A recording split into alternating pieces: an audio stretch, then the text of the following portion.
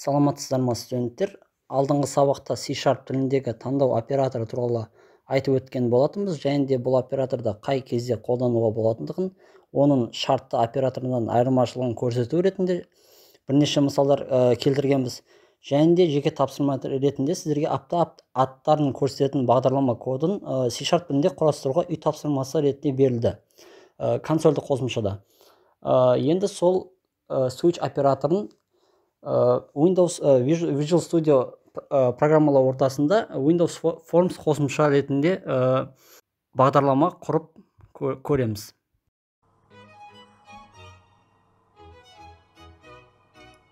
Ең алдымен создать проект приложение Windows Forms таңдап ОК деген басамыз. Және де бұл жерде бізге керекті размерін беріп алып, панель элементов бізге бұл жерде 3 текст бокс керек. Текст бокс 1, 2 және 3-шісі. Және бізге лейбл керек. Кәдімгі мәтін. Лейбл 1, лейбл 2 и лейбл 3. Және де бізге кнопка керек, есептейтін баттон и тағы да 3 лейбл керек.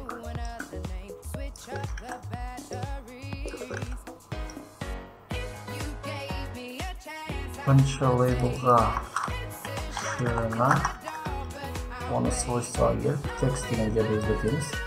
Және екіншісіне высотка.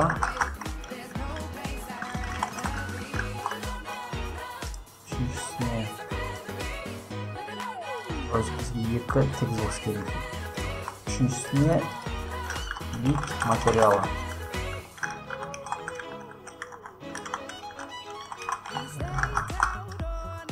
Бізге 2 текст бокс керек екен, және үшіншісіне комбо бокс керек.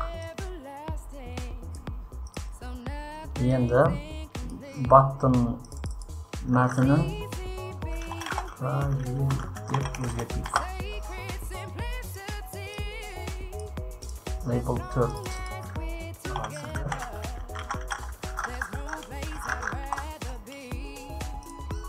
Label 5-ке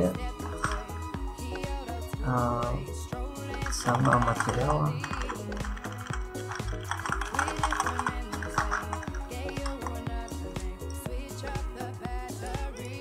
Label 2 общая сумма.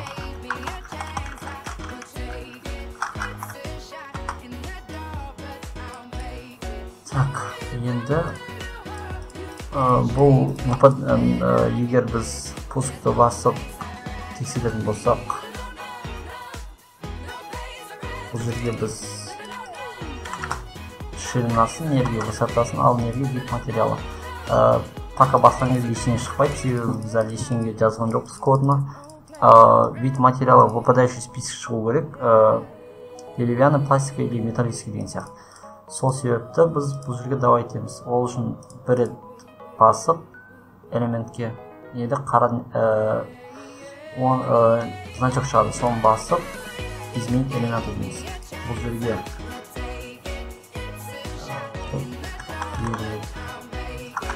деревянный, пластиковый и металлический. И ОК кнопкасын басамыз. Енді қайтып тексеретін болсақ, пусты басып, уже неді шығады. Енді проверить атты кодын жазу үшін проверитті 2 рет шертеміз. Сонда бізге программаның коды ашылады. Біз ерде қарайтын болсақ, баттың кнопканы басқандағы клик, то есть біз баны FPS-і басқандағы орындалатын оқиға. Баттың бірге біз дубль, ең алдымен бізге высотасы керек. ширина и высота. Осы екі нені енгізуіміз керек. Айнымалыны. Дубль, W, то есть width, дубль height. Бірінші стандарт неларын әрпін алып жатырық. Және бізге таңдағандағы ценасы керек. Деревянныйдың немесе пластиковый ценалар керек. Дубль. Оны кәдімгі цена деп те айтуға болады.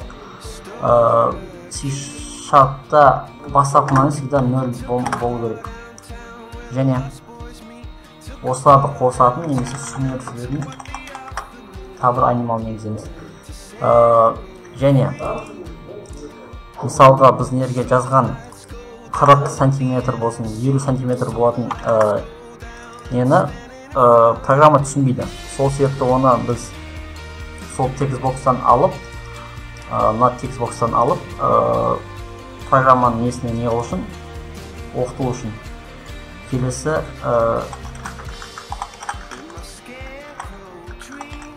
оператор командалар тізбегі орындалады. Текстбокс, міне, текстбокс бірден алып, даблға конвертер етіледі. И высотаға да соны істейміз.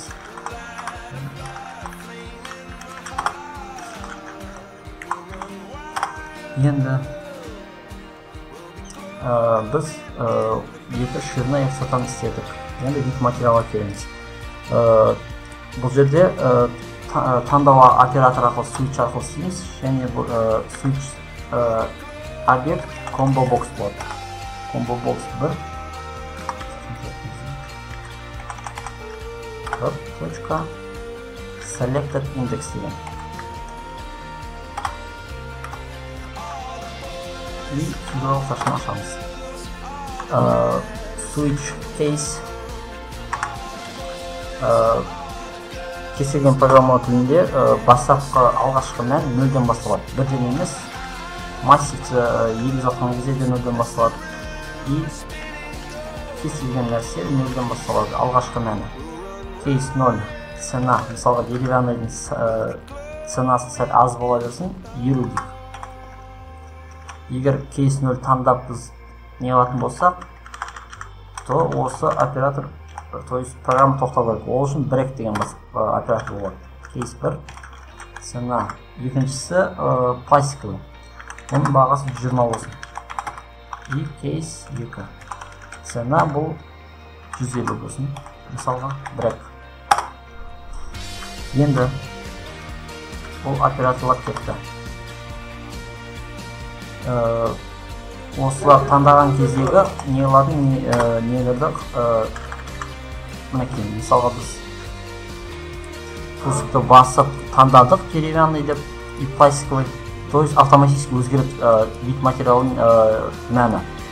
Деревянный таңдаған кезде 50 болады, пластиковый таңдағанда 120, металлический таңдағанда 150 болады. Енді мінекей сол мәнлер осыларды қосу керек енді. Ширина пластика бәрін сум етілетін нәрсені жазу керек. Сум тең W көбейту H бөлеміз 10.000-ға тең көбейту цена. Енді егер біз пускты басып көретін болсақ, то мәні ешер шықпайды. Себебі біз жауабын шығаратын не жазған жоқпыз, код жазған жоқпыз.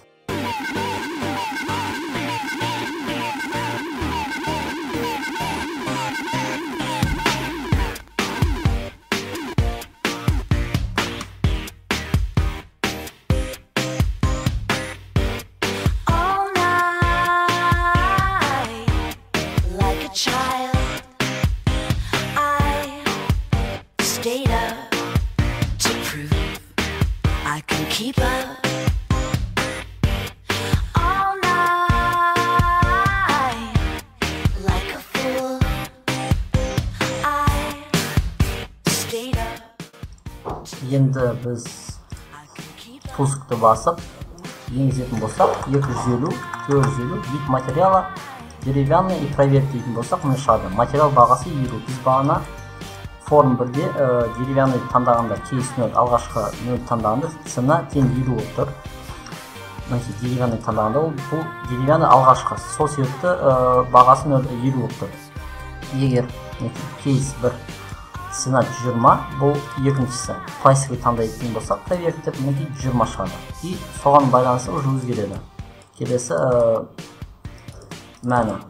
Және кейс 2 цена металлический дейтін болсақ, проверьтесек пункті өзгереді. Жалпы осы.